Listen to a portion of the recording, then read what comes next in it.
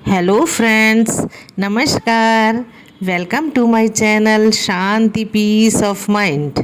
दोस्तों, आज हम दुर्गा सप्तशती का 5वें दिन। दुर्गा सप्तशती का कितना पाठ करें कि हमें अधिक से अधिक लाभ मिले। और आज हम देखिए, दुर्गा कोई भी दिन देवी कवच से स्टार्ट करना है। तो पहले हम देवी कवच पढ़ेंगे, उसके बाद 9वां अध्याय और 10वां अध्याय 5वें दिन करेंगे। तो चलिए, आज दुर्गा सप्तशती का 9वां और 10वां अध्याय करते हैं। और अध्याय के पहले दिव्य कवच पढ़ना अनिवार्य है। अथ दैव्य कवचम।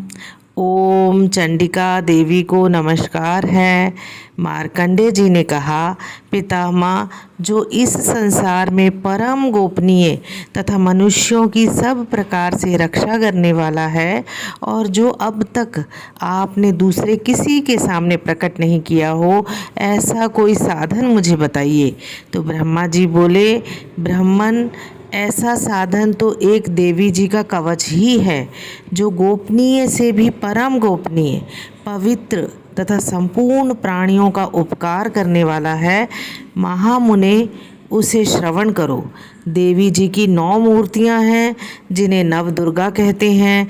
उनके पृथक पृथक नाम बतलाए जाते हैं। प्रथम नाम शैलपुत्री है। दूसरी माता का स्वरूप का नाम ब्रह्मचारिणी है। तीसरा स्वरूप चंद्रघंटा के नाम से प्रसिद्ध है। चौथा स्वरूप कुष्मांडा है। 5वीं दुर्गा का नाम स्कंद माता है। देवी के छठे रूप को कात्यायनी कहते हैं। 7वां कालरात्रि है। 8वां स्वरूप महागौरी के नाम से प्रसिद्ध है। 9वीं दुर्गा का नाम सिद्धिदात्री है। ये सब नाम सर्वज्ञ महात्मा वेद भगवान के द्वारा ही प्रतिपादित हुए हैं। जो मनुष्य अग्नि में जल रहा हो, रणभूमि में शत्रुओं से घिर गया हो, विषम संकट में फंस गया हो तथा इस प्रकार भय से आतुर होकर जो भगवती दुर्गा की शरण में प्राप्त हुए हो, उनका कोई भी अमंगल नहीं होता। युद्ध के समय संकट में पड़ने पर भी उनके ऊपर कोई विपत्ति नहीं आती। उन्हें शोक, दुख और भय की प्राप्ति नहीं होती। जिन्होंने भक्ति पूर्वक देवी का स्मरण किया है, उनका निश्चय ही अभ्युदय होता है। देवेश्वरी, जो तुम्हारा चिंतन करते हैं, उनकी तुम निस्संदेह रक्षा करती हो। चामुंडा देवी प्रेत पर आरूढ़ होती है। बाराही भैंसे पर सवारी करती है। ऐन्द्री का वाहन ऐरावत हाथी है। वैष्णवी देवी गरुड़ पर ही आसन जमाती है। माहेश्वरी वृषभ पर आरूढ़ होती है। कौमारी का वाहन मयूर है। भगवान विष्णु की प्रियतमा लक्ष्मी देवी कमल के आसन पर विराजमान है और हाथों में कमल धारण किए हुए है। वृषभ पर आरूढ़ ईश्वरी देवी ने श्वेत रूप धारण कर रखा है। ब्राह्मी देवी हंस पर बैठी हुई है और सब प्रकार के आभूषणों से विभूषित है। इस प्रकार ये सभी माताएं सब प्रकार की योग शक्तियों से संपन्न हैं। इनके सिवा और कोई भी बहुत सी देवियां हैं जो अनेक प्रकार के आभूषणों की शोभा से युक्त तथा नाना प्रकार के रत्नों से सुशोभित हैं।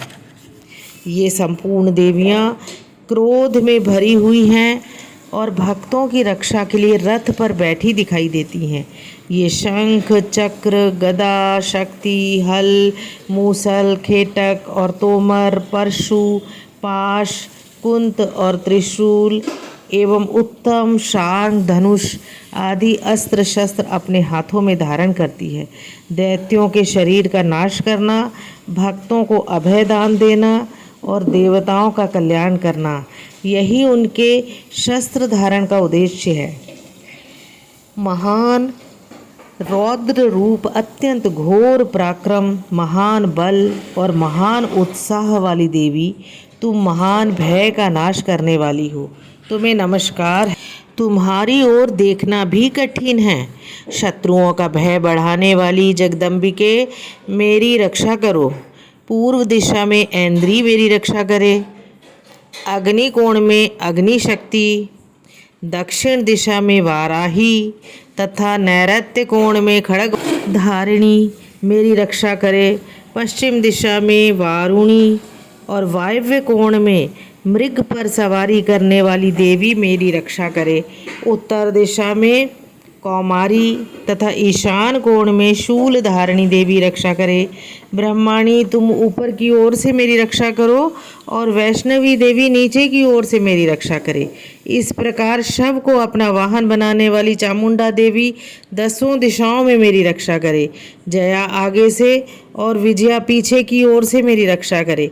वाम भाग में अजिता और दक्षिण भाग में अपराजिता रक्षा करे। उद्योतिनी शिखा की रक्षा करे। उमा मेरे मस्तक पर विराजमान होकर रक्षा करे। ललाट में मालाधारी रक्षा करे और यशस्विनी देवी मेरे भौं का संरक्षण करे। भौं के मध्य में त्रिनेत्रा और नथुनों की यम घंटा देवी रक्षा करे। दोनों नेत्रों के मध्य भाग में शंखनी और कानों में द्वारवासिनी रक्षा करे। कालिका देवी कपोलों की तथा भगवती शांकरी कानों के मूल भाग की रक्षा करे। नासिका में सुगंधा और ऊपर के ओठ में चर्चिका देवी रक्षा करे। नीचे के ओठ में अमृत कला तथा जिह्वा में सरस्वती देवी रक्षा करे। कौमारी दांतों की और चंडिका कंठ प्रदेश की रक्षा करे। चित्र घंटा गले की घाटी की और महामाया तालु में रह के रक्षा करे। कामाक्षी ठोड़ी की और सर्वमंगला मेरी वाणी की रक्षा करे। भद्रकाली ग्रीवा में और धनुर्धरी पृष्ठ वंश में रहकर रक्षा करे। कंठ के बाहरी भाग में नील ग्रीवा और कंठ की नली में नलकुबरी रक्षा करे। दोनों कंधों में खड़गनी और मेरी दोनों भुजाओं की वज्र धारणी रक्षा करे। दोनों हाथों में दंडनी और अंगुलियों में अंबिका रक्षा करे। शूलेश्वरी नखों की रक्षा करे। कुलेश्वरी कुक्षी में रहकर रक्षा करे। महादेवी दोनों स्तनों की और शोक विनाशिनी देवी मन की रक्षा करे। ललिता देवी हृदय में और शूल धारणी उदर में रह के रक्षा करे। नाभि में कामिनी और गुहा भाग में गुहेश्वरी रक्षा करे। पूतना और कामिका लिंग की और महिष वाहिनी गुदा की रक्षा करे। भगवती कटी भाग में और विंध्यवासिनी घुटनों की रक्षा करे। संपूर्ण कामनाओं को देने वाली महाबला देवी दोनों पिंडलियों की रक्षा करे। नारसिंही दोनों घुट्टियों की और तेजसी देवी दोनों चरणों के पृष्ठ भाग की रक्षा करे। श्री देवी पैरों की अंगुलियों में और तलवासिनी पैरों के तलुओं में रहकर रक्षा करे। अपनी डाढ़ों के कारण भयंकर दिखाई देने वाली दंष्ट्रा कराली देवी नखों की और ऊर्ध्व केशनी देवी केशों की रक्षा करे। रोमावलियों के छिद्रों में कौबेरी और त्वचा की वागीश्वरी देवी रक्षा करे। पार्वती देवी रक्त मज्जा वसा मांस हड्डी और मेद की रक्षा करे। आंतों की कालरात्रि और पित्त की मुकुटेश्वरी रक्षा करे। मूलाधार आदि कमल कोशों में पद्मावती देवी और कफ में चूड़ामणि देवी स्थित होकर रक्षा करे। नख के तेज की ज्वालामुखी रक्षा करे और जिसका किसी भी अस्त्र से भेदन नहीं हो सकता वह अभेद्या देवी शरीर की समस्त संधियों में रहकर रक्षा करे। ब्रह्माणी आप मेरे वीर्य की रक्षा करें। क्षत्रेश्वरी छाया की रक्षा करे। धर्मधारिणी देवी मेरी अहंकार मन और बुद्धि की रक्षा करे। हाथ में वज्र धारण करने वाली वज्रहस्ता देवी मेरे प्राण अपान व्ययान उदान और समान वायु की रक्षा करे। कल्याण में शोभित होने वाली भगवती कल्याण शोभना मेरे प्राण की रक्षा करे। रस रूप गंध शब्द और स्पर्श इन विषयों का अनुभव करते समय योगिनी देवी रक्षा करे तथा सत्व गुण रजोगुण और तमोगुण की रक्षा सदा नारायणी देवी करे। वाराही आयु की रक्षा करे। वैष्णवी धर्म की रक्षा करे तथा चक्रणी चक्र धारण करने वाली देवी यश कीर्ति लक्ष्मी धन तथा विद्या की रक्षा करें। और इंद्राणी आप मेरे गोत्र की रक्षा करें। चंडिके तुम मेरे पशुओं की रक्षा करो। महालक्ष्मी पुत्रों की रक्षा करे। भैरवी पत्नी की रक्षा करे। मेरे पथ की सुपथा तथा मार्ग की क्षेम करी रक्षा करे। राजा के दरबार में महालक्ष्मी रक्षा करे तथा सब ओर व्याप्त हो रहने वाली विजया देवी संपूर्ण भयों से मेरी रक्षा करे। देवी, जो स्थान कवच में नहीं कहा गया है अतएव रक्षा से रहित है, वह सब तुम्हारे द्वारा सुरक्षित हो, क्योंकि तुम विजयशालिनी हो और पाप नाशिनी हो। यदि अपने शरीर का भला चाहे तो मनुष्य बिना कवच के कहीं एक पग भी न जाए और कवच का पाठ करके ही यात्रा करे। कवच के द्वारा सब ओर से सुरक्षित मनुष्य जहाँ जहाँ भी जाता है वहाँ वहाँ उसे धन लाभ होता है तथा संपूर्ण कामनाओं की सिद्धि करने वाली विजय की प्राप्ति होती है। वह जिस जिस अभीष्ट वस्तु का चिंतन करता है उसको निश्चय ही प्राप्त कर लेता है।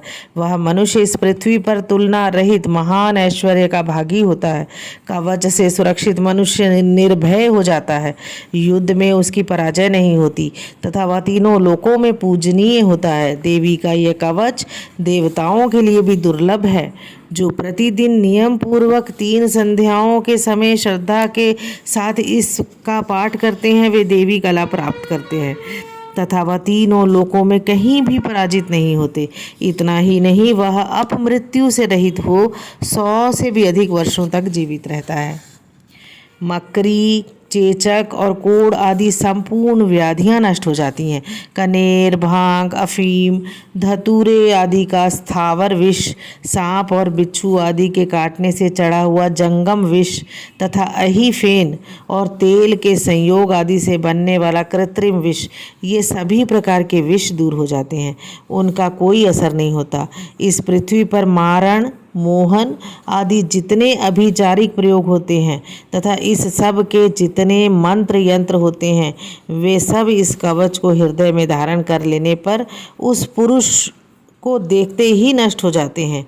ये ही नहीं, पृथ्वी पर विचरने वाले ग्राम देवता, आकाशचारी, देव विशेष, जल के संबंध से प्रकट होने वाले गण, उपदेश मात्र से सिद्ध होने वाले निम्न कोटि के देवता, अपने जन्म के साथ प्रकट होने वाले देवता, कुल देवता, माला, डाकिनी, शाकिनी, अंतरिक्ष में विचरने वाली अत्यंत बलवती भयानक डाकनियाँ, ग्रह, भूत, पिशाच, यक्ष, गंधर्व, राक्षस, ब्रह्म राक्षस, बेताल, कुष्मांड और भैरव आदि अनिष्टकारक देवता भी हृदय में कवच धारण किए रहने पर उस मनुष्य को देखते ही भाग जाते हैं। कवचधारी पुरुष को राजा से सम्मान में वृद्धि होती है और यह कवच मनुष्य के तेज में वृद्धि करने वाला है और उत्तम है। कवच का पाठ करने वाला मनुष्य अपनी कीर्ति से विभूषित भूतल पर अपने सुयश के साथ साथ वृद्धि को भी प्राप्त करता है। जो पहले कवच का पाठ करके उसके बाद सप्तशती चंडी का पाठ करता है, उसकी जब तक वन, पर्वत और काननों सहित यह पृथ्वी टिकी रहती है तब तक यहाँ पुत्र, पौत्र आदि संतान परंपरा बनी रहती है।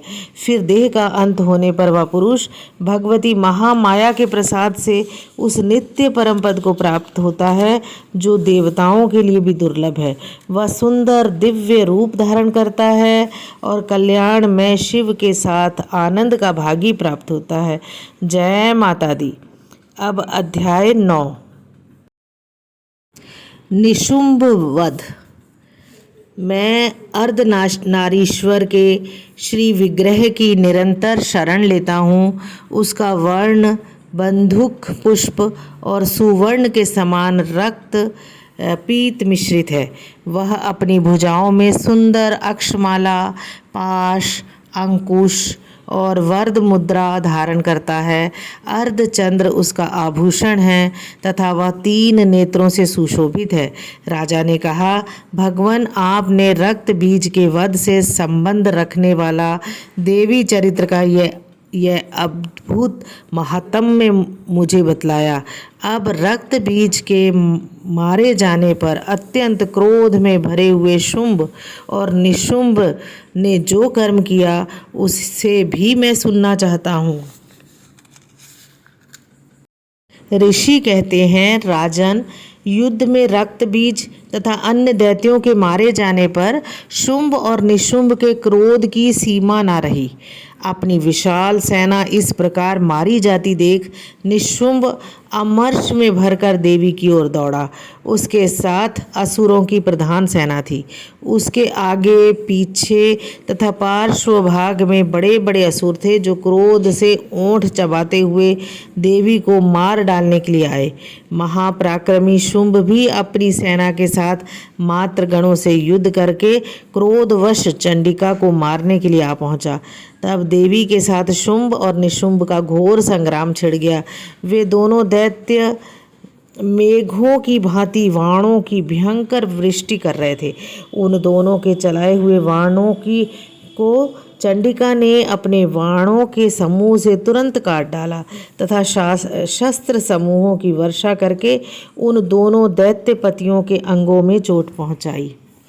निशुंभ ने तीखे तलवार और चमकती हुई ढाल लेकर देवी के श्रेष्ठ वाहन सिंह के मस्तक पर प्रहार किया। अपने वाहन को चोट पहुंचने पर देवी ने शूर्प नामक वाण से निशुंभ की श्रेष्ठ तलवार तुरंत ही काट डाली और उसकी ढाल को भी, और जिसमें 8 चांद जड़े थे, खंड खंड कर दिए। ढाल और तलवार कट जाने पर उस असुर ने शक्ति चलाई, किंतु सामने आने पर देवी ने चक्र से उसके भी 2 टुकड़े कर दिए। अब तो निशुंभ क्रोध से जल उठा और उस दानव ने देवी को मारने के लिए शूल उठाया, किंतु देवी ने समीप आने पर उसे भी मुक्के से मारकर चूर्ण कर दिया। तब उसने गदा घुमाकर चंडी के ऊपर चलाई, परंतु वह भी देवी के त्रिशूल से कटकर भस्म हो गई। तदंतर दैत्यराज निशुंभ को फरसा ले हाथ में लेकर आते देख देवी ने वाण समूह से घायल कर धरती पर सुला दिया। उस भयंकर पराक्रमी भाई निशुंभ के धाराशायी हो जाने पर शुंभ को बड़ा क्रोध हुआ और अंबिका का वध करने के लिए वह आगे बढ़ा। रथ पर बैठे बैठे ही उत्तम आयुधों से सुशोभित अपनी बड़ी बड़ी 8 अनुपम भुजाओं से समूचे आकाश को ढककर वह अद्भुत शोभा पाने लगा। उसे आते देख देवी ने शंख बजाया और धनुष की प्रत्यंचा भी अत्यंत दुस्सह शब्द किया। साथ ही साथ अपने घंटे शब्द से, जो समस्त दैत्य सैनिकों का तेज नष्ट करने वाला था, संपूर्ण दिशाओं को व्याप्त कर दिया। तदंतर सिंह ने भी अपनी दहाड़ से, जिसे सुनकर बड़े बड़े गजराजों का महान मंद दूर हो जाता है, आकाश, पृथ्वी और 10 दिशाओं को गुंजा दिया। फिर काली ने आकाश में उछलकर अपने दोनों हाथों से पृथ्वी पर आघात किया। उससे ऐसा भयंकर शब्द हुआ जिससे पहले के सभी शब्द शांत हो गए। तत्पश्चात शिवदूती ने दैत्यों के लिए अमंगलजनक अट्टहास किया। इन शब्दों को सुनकर समस्त असुर थर्रा उठे, किंतु शुंभ को बड़ा क्रोध हुआ। उस समय देवी ने जब शुंभ को लक्ष्य करके कहा, ओ दुरात्मन, खड़ा रह, खड़ा रह, तभी आकाश में खड़े हुए देवता बोल उठे, जय हो, जय हो। शुंभ ने वहां आकर ज्वालाओं से युक्त अत्यंत भयानक शक्ति चलाई। अग्निमय पर्वत के समान आती हुई उस शक्ति को देवी ने बड़े भारी लूके से दूर हटा दिया। उस समय शुंभ के सिंहनाद से तीनों लोक गूंज उठे। राजन, उसकी प्रतिध्वनि से वज्रपात के समान भयंकर शब्द हुआ, जिसने अन्य सब शब्दों को जीत लिया। शुंभ के चलाए हुए वाणों ने देवी ने और देवी के चलाए हुए वाणों ने शुंभ ने अपने भयंकर वाणों द्वारा सैकड़ों और हजारों टुकड़े कर दिए। तब क्रोध में भरी हुई चंडिका ने शुंभ को शूल से मारा। उसके आघात से मूर्छित होकर वह पृथ्वी पर गिर पड़ा। इतने में ही निशुंभ को चेतना हुई और उसने धनुष हाथ में लेकर वाणों द्वारा देवी काली तथा सिंह को घायल कर डाला। फिर उस दैत्यराज ने 10,000 बाहें निकालकर चक्रों के प्रहार से चंडिका को आच्छादित कर दिया। तब दुर्गम पीड़ा का नाश करने वाली भगवती दुर्गा ने कुपित होकर अपने वाणों से उन चक्रों तथा वाणों को काट दिया। यह देखकर निशुंभ दैत्य सेना के साथ चंडिका का वध करने के लिए हाथ में गदा ले बड़े वेग से दौड़ा। उसके आते ही चंडी ने तीखी धार वाली तलवार से उसकी गदा को शीघ्र ही काट डाला। तब उसने शूल हाथ में ले लिया। देवताओं को पीड़ा देने वाले निशुंभ को शूल हाथ में लिए देख चंडिका ने वेग से चलाए हुए अपने शूल से उसकी छाती छेद डाली। शूल से विदीर्ण हो जाने पर उसकी छाती से दूसरा एक महाबली और महापराक्रमी पुरुष खड़ी रह कहता हुआ निकला। उस निकलते हुए पुरुष की बात सुन देवी ठठा कर हंस पड़ी और खड़ग से उन्होंने उसका मस्तक काट डाला। फिर तो वह पृथ्वी पर गिर पड़ा। तदंतर सिंह अपनी दाढ़ी से असुरों की गर्दन कुचल कर खाने लगा। वह बड़ा भयंकर दृश्य था। उधर काली तथा शिवदूती ने भी अन्य देवताओं को भक्षण आरंभ कर दिया और कौमारी की शक्ति से विदीर्ण होकर कितने ही महादैत्य नष्ट हो गए और ब्रह्माणी के मंत्रपूत जल से निस्तेज होकर कितने ही भाग खड़े हुए। कितने ही दैत्य माहेश्वरी के त्रिशूल से छिन्न भिन्न हो धाराशाही हो गए। वाराही के थुथुन के आघात से कितनों का पृथ्वी पर कचूमर निकल गया। वैष्णवी ने भी अपने चक्र से दानवों के टुकड़े टुकड़े कर डाले। ऐन्द्री के हाथ से छूटे हुए वज्र से भी कितने ही प्राणों से हाथ धो बैठे। कुछ असुर नष्ट हो गए और कुछ उस महायुद्ध से भाग गए तथा कितने ही काली शिवदूती तथा सिंह के ग्रास बने। इस प्रकार श्री मार्कंडेय पुराण में सावर्णिक मनवंतर की कथा के अंतर्गत देवी महात्म्य में निशुंभ वध नामक 9वां अध्याय पूरा हुआ। जय माता दी।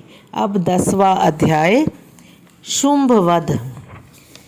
मैं मस्तक पर अर्धचंद्र धारण करने वाली शिव शक्ति स्वरूपा भगवती कामेश्वरी का हृदय में चिंतन करता हूँ। वे तपाए हुए सुवर्ण के समान सुंदर हैं। सूर्य, चंद्रमा और अग्नि ये ही 3 उसके नेत्र हैं तथा वे अपने मनोहर हाथों में धनुष, वाण, अंकुश, पाश और शूल धारण किए हुए हैं। ऋषि कहते हैं, राजन, अपने प्राणों के समान प्यारे भाई निशुंभ को मारा देखकर तथा सारी सेना का संहार होता जान शुंभ ने कुपित होकर कहा, दुष्ट दुर्गे, तू बल के अभिमान में आकर झूठ मूठ का घमंड न दिखा। तू बड़ी माननी बनी हुई है किंतु दूसरी स्त्रियों के बल का सहारा लेकर लड़ती है।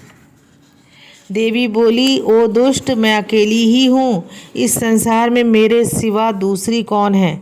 देख, ये मेरी ही विभूतियाँ हैं, अतः मुझ में ही प्रवेश कर रही हैं। तदंतर ब्रह्माणी आदि समस्त देवियाँ अंबिका के शरीर में लीन हो गई। उस समय केवल अंबिका देवी ही रह गई। देवी बोली, मैं अपनी ऐश्वर्य शक्ति से अब अनेक रूपों में यहाँ उपस्थित हुई थी और उन सब रूपों को मैंने समेट लिया है। अब अकेली ही युद्ध में खड़ी हूँ, तू भी स्थिर हो जा। ऋषि बोले, तदंतर देवी और शुंभ दोनों में सब देवताओं तथा दानवों के देखते देखते भयंकर युद्ध छिड़ गया। वाणों की वर्षा तथा तीखे शस्त्रों एवं दारुण अस्त्रों के प्रहार के कारण उन दोनों का युद्ध सब लोगों के लिए बड़ा भयानक प्रतीत हुआ। उस समय अंबिका देवी ने जो सैकड़ों दिव्य अस्त्र छोड़े, उन्हें दैत्यराज शुंभ ने उनके निवारक अस्त्रों द्वारा काट डाला। इसी प्रकार शुंभ ने भी जो दिव्य अस्त्र चलाए, उन्हें परमेश्वरी ने भयंकर हुंकार शब्द के उच्चारण आदि द्वारा खिलवाड़ में ही नष्ट कर डाले। तब उस असुर ने सैकड़ों वाणों से देवी को आच्छादित कर दिया। यह देखकर क्रोध में भरी हुई उर देवी ने भी वाण मारकर उसका धनुष काट डाला।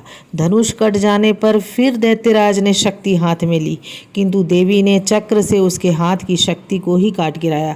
तत्पश्चात दैत्यों के स्वामी शुंभ ने 100 चांद वाली चमकती हुई ढाल और तलवार हाथ में लेकर उस समय देवी पर धावा किया। उसके आते ही चंडिका ने अपने धनुष से छोड़े हुए तीखे वाणों द्वारा उसकी सूर्य किरणों के समान उज्ज्वल ढाल और तलवार को तुरंत काट दिया। फिर उस दैत्य के घोड़े और सारथी मारे गए। धनुष तो पहले ही कट चुका था। अब उसने अंबिका को मारने के लिए उद्यत हो भयंकर मुदगर हाथ में लिया।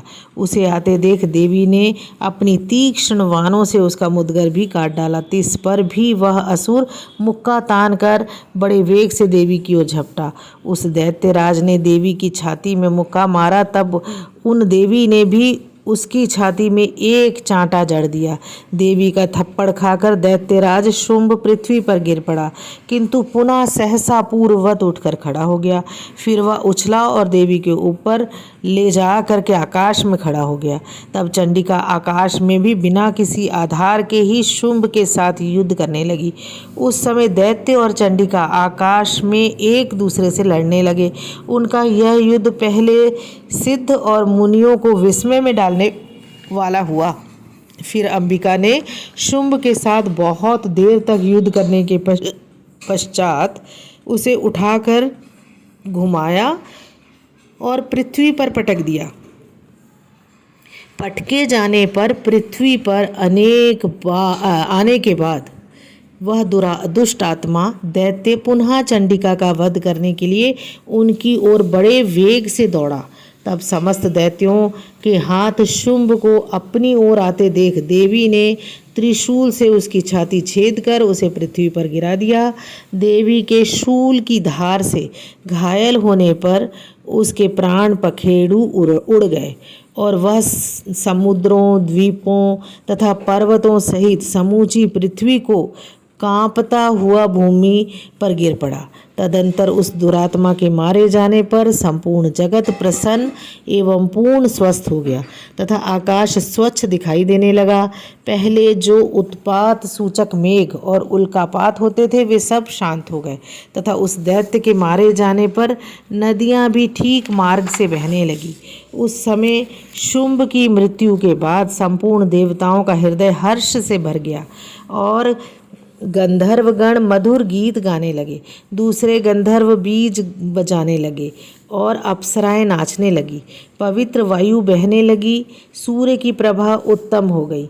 अग्निशाला की बुझी हुई आग अपने आप प्रज्वलित हो उठी तथा संपूर्ण दिशाओं के भयंकर शब्द शांत हो गए।